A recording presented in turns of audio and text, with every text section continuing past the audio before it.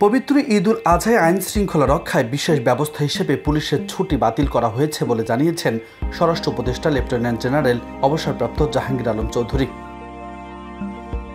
মঙ্গলবার সচিবালয়ে আয়োজিত এক প্রেস ব্রিফিংয়ে এ তথ্য জানান তিনি। জাহাঙ্গীর আলম চৌধুরী বলেন, ঈদের 10 দিনের ছুটি সামনে রেখে রাজধানীর আইন শৃঙ্খলা পরিস্থিতি নিয়ন্ত্রণে রাখতে কঠোর ব্যবস্থা নিয়েছে সরকার। স্বরাষ্ট্র উপদেষ্টা বলেন, ঈদযাত্রায় চাঁদাবাজি বন্ধে কঠোর অবস্থানে রয়েছে সরকার। যারাই চাঁদাবাজি করুক তাদের দলীয় পরিচয় বিবেচনা না নিয়েই ব্যবস্থা নেওয়া হবে। ঈদের সময় ফিটনেসবিহীন যানবাহন চলাচল বা অতিরিক্ত ভাড়া আদায় করলে আইনানুগ কঠোর ব্যবস্থা নেওয়া হবে।